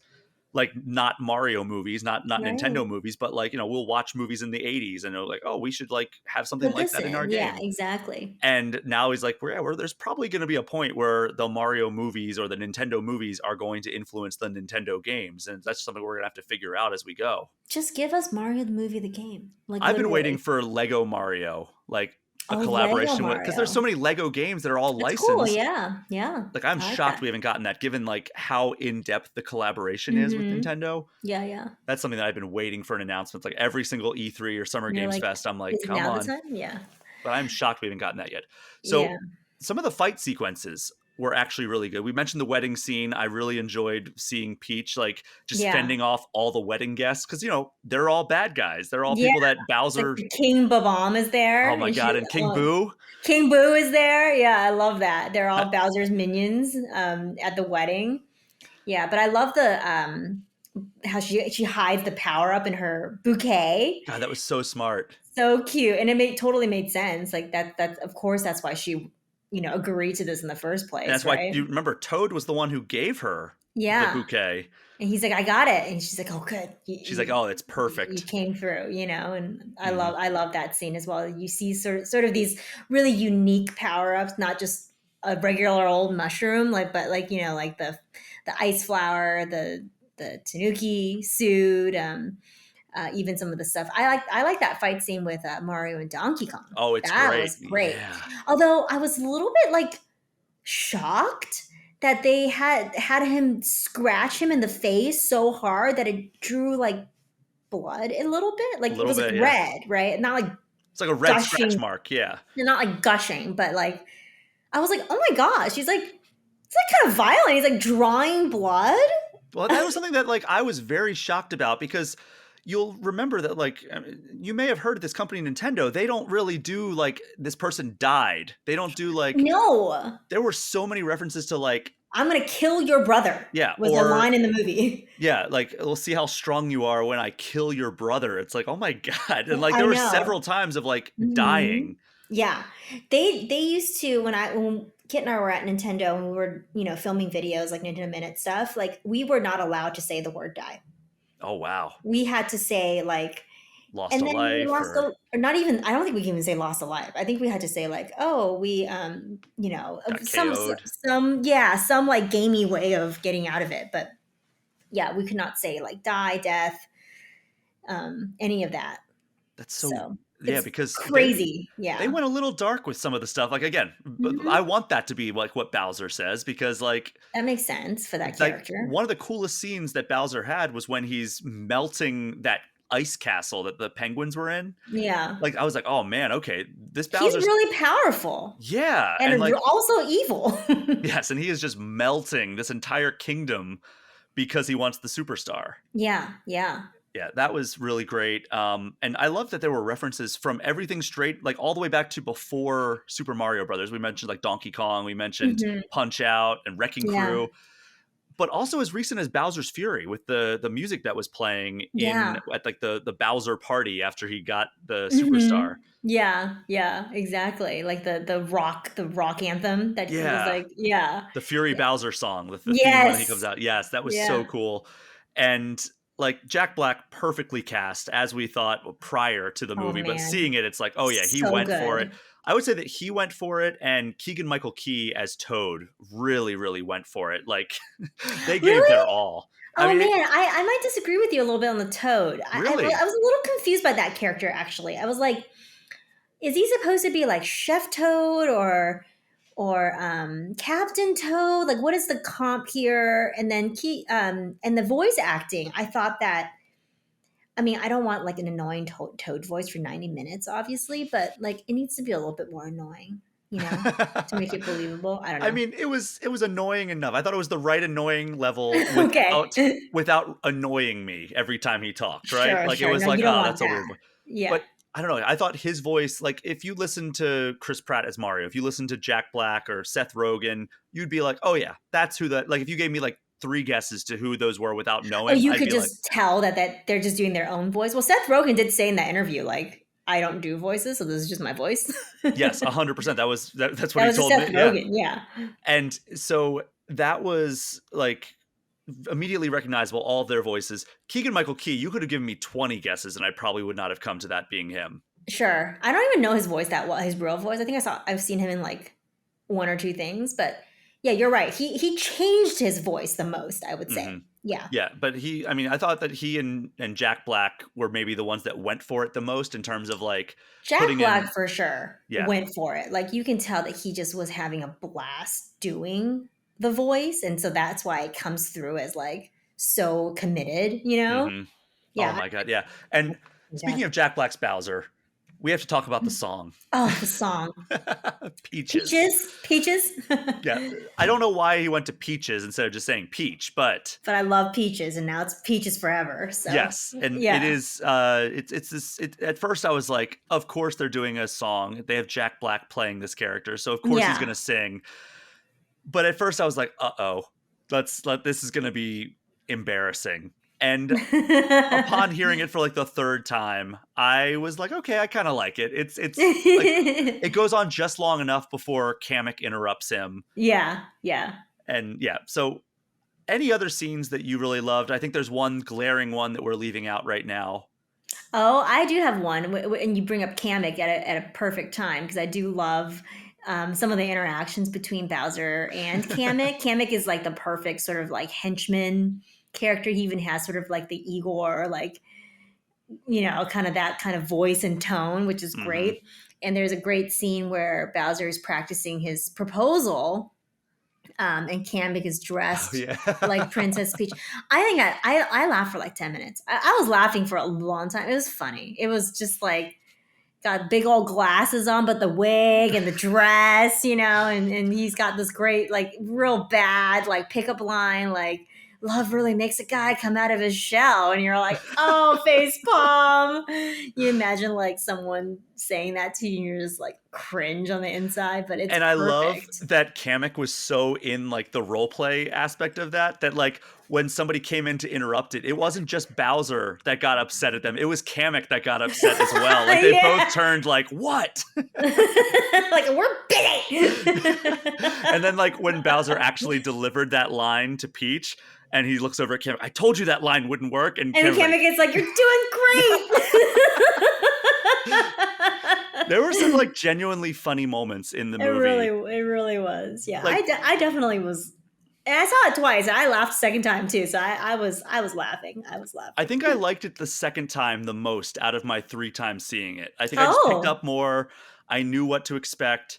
And I will say that the glaring omission that we're leaving out here so far is that about halfway through the movie, it just turns into a Mario Kart movie for about 20 minutes. Oh yeah, absolutely. Yeah, I was like, how are they going to weave this in? Because we saw so much Mario Kart reference in the trailers, and I was always wondering, like, what is going on with these carts? Like, is it some sort of fan servicey little reference scene, 20 seconds of a cart? But it's like a big part of the movie, like a big part of the plot. And it makes sense because they're like, yeah, we just got to get back there before Bowser can, and we're going to take the shortcut through Rainbow Road. And like that was such a smart way to implement that. Totally. And I really liked how they kind of have this lore that was built that like the cons are the ones that are like the cart experts. Like I never thought that would be a thing. Like you never know who's building the actual carts. You just like have the carts, you know what I mean? But like they have a whole thing where it's like, oh, you know, they kind of set you up in the very beginning when they go to the Jungle Kingdom that like carts is like a big deal here. They're the ones that are engineering, the cons are the ones engineering these carts. And that's why, you know, they sort of have that Mario Kart integration into all of it. But I loved it. They're like picking their tires and bodies, and just like you would do in the game, and their faces is like my face when you pick you pick your card and she hits that like giant A button. You're like, oh, okay, I get it. You know, it was awesome. I feel it. And then the lead up to that scene, like when they're trying to get to Cranky Kong and they're riding in the back of the monkey's cart. And Oh that my was so God. much fun. And then the fact I that love that scene. that was so Yeah, much fun with Take On Me. Got the aha song going, and Yes. like he's wearing like the '80s blazer with the sleeves rolled, the white blazer with the sleeves rolled up, and you're like, what's happening? And then he throws the banana peel, and like the random guy just like he's like, oh no, and he Totally skids and spins out. blows up. Like it wasn't just he like crashed.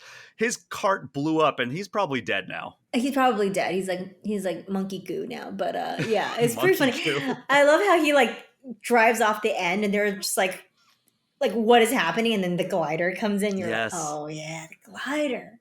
Yeah, the card scenes were good. Like there's like the anti-grav, they get that in there as a pretty key scene, and they have the gliders, you know, the blue shell, that was cool. I was like, I had audibly gasped when that guy turned into a leader shell. I was like, oh, that's how they get the shells. That makes sense. It's like a Koopa, you know? Yeah, that makes sense. You know, I never thought about it, but yeah. And there's one part that and we can transition into things that we didn't like about the movie. If there's anything that really sticks out to you that you didn't really care for, there were only 2 scenes that really seemed like they were kind of pumping the brakes. But I don't think it was long enough that it really felt like they were like slamming on the brakes to the point that like the momentum of the movie would stop. One of those was like when they were eaten by the eel. And Mario and DK were just kind of like talking for a little bit. I was like, okay, this is getting a little slow. And also when they were descending into like the sewers initially, like under Brooklyn before they found the pipe, I thought that scene went on just a little bit too long as well. Yeah. But the thing that like I wish that we saw more of was I wanted to see Donkey Kong and Bowser fighting, because like Donkey Kong is like this big physical presence and Bowser's this big physical presence. I know we got a little bit of that at the end there. The very end, yeah. But it was mostly cut away to like Mario hiding out in the Punch-Out Pizza and then seeing the commercial. And then we cut back and Bowser has like Donkey Kong by the throat. And it's like, oh, I guess Bowser won. But like it would have been cool to see a little bit of that play out. Yeah, especially because you get the sense of how strong Donkey Kong is when he's fighting Mario. He's just like this big, you know, honking presence. You're right, totally. I would have loved to see more of that face off. The other thing that kind of bothered me a little bit was I was confused about Donkey Kong's age. Like it really confused me because I thought he was an adult, but then like watching this movie, it was very much like he's like a teenager, like he's like a 17-year-old or something.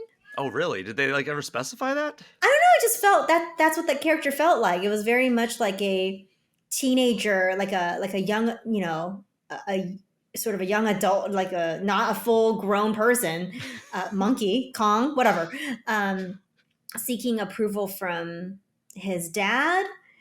Cranky Kong as the dad too was weird for me. It's like, aren't you like real old to be the dad? I mean, it's like I couldn't wrap my head around the whole like Kong family tree here. Yeah, that was a little weird. That took me out a little bit because I was like, I don't understand how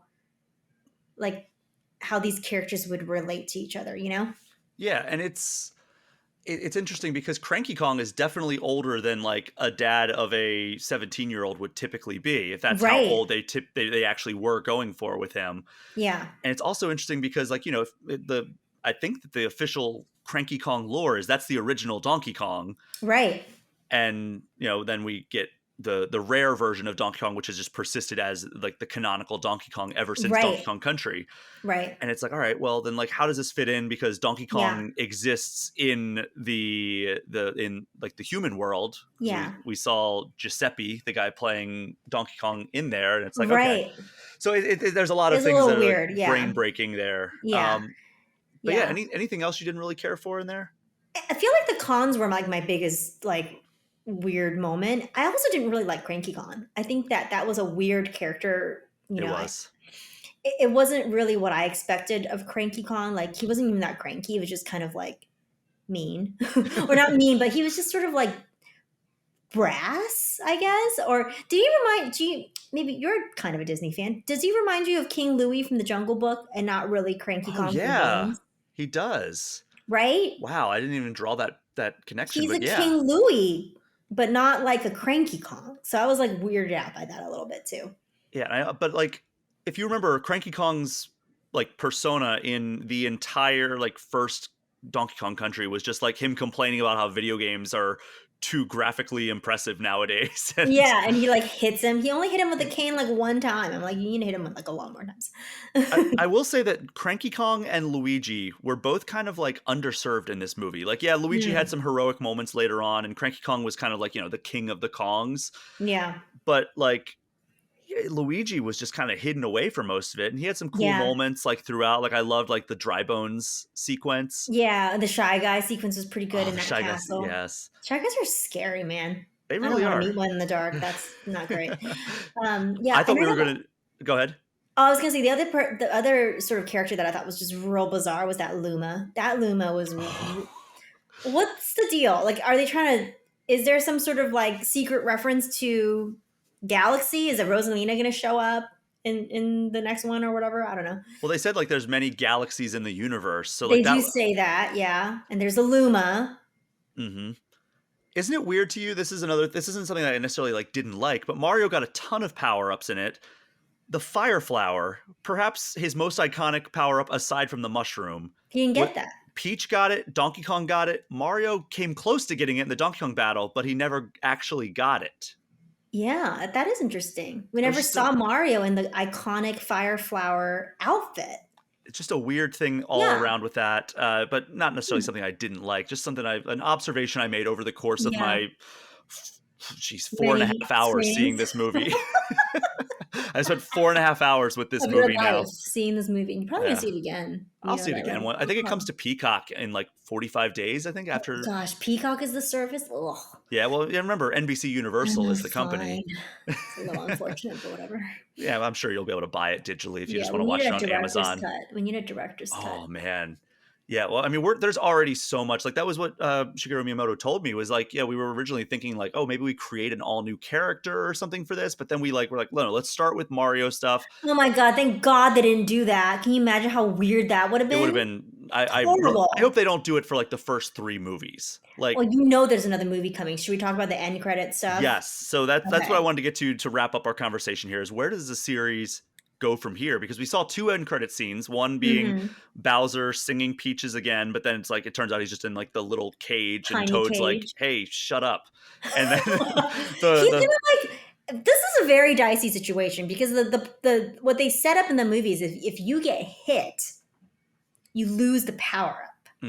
So like, could he just body slam himself into the sides of this cage to like quote unquote get hit and then become Big Bowser and just like wreak havoc again? Like, this is a dicey situation to keep him in the tiny cage, don't you think? Here's what I think is going to happen. They've already established they have spies within the Mushroom Kingdom, because remember, Kamek, and he keeps coming up being like, hey, like our person is saying that Kamek is not caught. He's gonna break him out of jail. So I think there's gonna be an undercover Toad or something like that that's going to set him free, and then we're gonna get Bowser on the loose again. Bowser's gonna be on the loose, of course. Yeah. So I mean, I don't think we're gonna get like Wart or anything like that. We haven't even seen Bowser Jr. We haven't seen any of that stuff. There's like a lot of blatant character omissions. Obviously, there is sort of on the enemy side, like Bowser Jr., like other Bowser-ish or other enemies. But then we do see like the end credit scene with a Yoshi egg about to hatch. There's also a Yoshi egg at the wedding on the gift table, unhatched. Honestly, I thought they were gonna do that, where like Yoshi would hatch to save the day. Like, I thought that's what they were gonna go, but no, they saved that. That would have been great. Yeah, they're gonna save it for. You do see a scene too where like just the wild Yoshis are running around. Like, you see like a little like colorful, like, the pink Yoshis or whatever. But you don't see like the Yoshi, like the one that Mario rides. Which I thought was surprising, because I thought they were just going to save any references to Yoshi being in like a sequel. Yeah, I wasn't sure where they were going to go with it, but Yoshi's such an important, sort of evolution of Mario that I'm sure they have a bigger plan for Yoshi, which is probably why they put that in the end credits scene. If I don't see a baby Yoshi, I will literally riot. So, like, where is the baby Yoshi? Make like 1 million merch things with baby Yoshi. This could be the baby Yoda of Nintendo. Oh yeah, absolutely. Like, Can baby you Yoshi is so how cute that would be. But the sound they made, or the sound that Yoshi made, was adult Yoshi. If that Yoshi egg does not hatch a baby Yoshi, I literally will riot. It's over. Nintendo, listen up. So yeah, I think that the end credit scene set up some cool stuff. Yeah. And did you catch that it's another very weird reference that exists? They reference the Koopalings very briefly. Yes. I was looking very closely at that scene with the rock music, like the he's looking at the army. I was like, are the Koopalings in there? Is there a thing? But I didn't see any Koopalings. So yeah, I feel like that's another one that's a big sort of enemy kind of upgrade for Bowser to get more power or something. I don't know. Well, the piano is the brand is Ludwig von Koopa. Ludwig von Koopa. Yeah. Yeah. So that was like the only reference that I caught to the Koopalings, which surprised me because I'm assuming they're going to bring them in at some point. What do you think comes in first? Do you think it's the Koopalings, Bowser Jr., or Wario and Waluigi? Oh man, I forgot about those two, Waluigi and Wario. That's an interesting idea. I think Bowser Jr. or the Koopalings is probably going to be next because they're going to need to establish some way of Bowser to be loose again. And some motivation for him to, get his power back or become the enemy again. It'd also be cool, like if one of these movies, I'm sure there's many planned, if one of these movies Bowser like joins up with them, because sometimes we have like those Mario RPG games where Bowser is like part of the team. Yeah. To fight like an even bigger enemy. Like I feel like that would be cool too. Like they got to put their differences aside and like join together. Well, we already kind of got that with Donkey Kong joining Mario. Exactly. Yeah. But I think it'll be really fun to see like that kind of, push and pull. I'm sure it'll be really funny moments of them like fighting and trying to get along while they do this. So I'm looking forward to that. Hopefully that's in the works too. Now, what do you think we get first? A Mario 2, or do you think we get a Donkey Kong movie?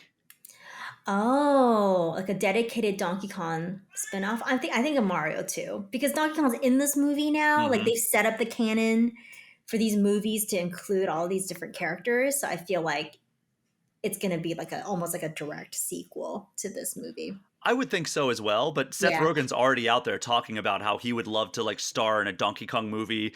They had they had cameos from other Kong family, like they had Diddy and Dixie Kong. Oh yeah, I saw that. Diddy Kong is so cute. I wish we got more of Diddy Kong. I know. That's why I think that they might be going in that direction because we got Diddy and Dixie Kong for like a total of like 3 seconds on screen. 3 seconds, yeah, totally. Maybe there's a way to just have that be a bigger part of the next movie. I mean, it was a pretty big part of this movie too. Like we spent a lot of time in the Jungle Kingdom. We spent a lot of time with the Kongs. But I can see that, being a bigger through like a plot line. Yeah, absolutely. Yeah. I mean, it would be weird to not expand on that more because there's so much lore and like universe they can explore in that. Totally agreed. Yeah. I mean, it's pretty clear that they're just going to keep making these movies. Like how many Minion movies do we have? 4, 5? I mean, I don't even know what it's like if you're including Despicable Me, and then there's like a prequel to Despicable Me. And... like I can see that kind of branching off into these different sort of things, like the Mario movie universe can be like a secondary Minion type universe that they do. And I think that's very likely. I mean, I guess all 3 of these companies, Illumination, Nintendo, and Universal, they're sitting on a gold mine with these Nintendo properties. I think that this movie's going to do very well. It's kind of a weird weekend given the holiday. But like that's why it came out on a Wednesday instead of a Friday. They changed the date like halfway through. Remember that? That was funny. They were like, "Oh yeah, Easter's that Sunday." But I think that the movie's going to do very well. I'd be very surprised if this is not like a big hit for Universal. And I think it's going to kickstart a whole universe. I think so too. I think they're well positioned. I think this movie's going to make them a ton of money. And I'm excited. Bring it. Let's see this universe that you're building. Hopefully they stick to being, really high quality, joyful representations of characters and games that we love. And I can't wait to see more. Absolutely. And it's nice that movies are finally being made by people who were fans of this growing up. Yeah. And the directors, I think, said it best in my interview that people heard earlier in the show, where people back in the early days of video game adaptations, they understood that games were popular, but they didn't understand why the games Yeah. were popular. It's So so it's true. great that we now have people with that understanding making these things. We see it in The Last of Us. We see it in the Sonic movies. We see Yeah. it in this movie, I think, really well. And I'm excited to see where it goes from here. Yeah. It's awesome. So any other thoughts on this movie before we wrap up here, Krysta? I'm gonna see it a third time with some Oh. other friends this weekend. So Rivaling me. let's see if I catch any other references. But I'm not sick of it yet. So Yeah, that's the thing. Is like I left it the third time thinking like, okay, I could go a few months without seeing this movie again. yeah. But I wasn't like, oh my God, please get me out of this theater. Right, exactly. Yeah. Everyone should go see it though. But- It's very good. People can go to your podcast feed, the Kit and Krysta podcast, and listen to your full review as well. Yes. You and Kit had a dedicated episode to it. Yeah. And you can also go to GameInformer.com to read my written review of the movie. And Krysta, thank you so much for joining me for this episode. Thanks for having me. Always a pleasure to be on. And thank you so much to everyone for listening. Do me a favor, if you haven't already, throw All Things Nintendo a 5-star review and hit that subscribe button. And if you want to get any questions or comments in, you can get in touch with me at allthingsnintendo@GameInformer.com or hit me up on Instagram at Brian P. Shea. And of course, you can always join the Game Informer Community Discord, which is a perk for subscribing to our Twitch channel, even just for 1 month. Krysta, get your plugs in. Where can people find you on social media, and how can they support the Kit and Krysta podcast? Yeah, you can find us at youtube.com/KitandKrysta. We are also fully Patreon funded, so find us at patreon.com/KitandKrysta. Support us. We tell lots of insider stories every week from our time at Nintendo. And yeah, it's been great. That's our show for this week. Thank you again for listening. Take care. We will see you next time.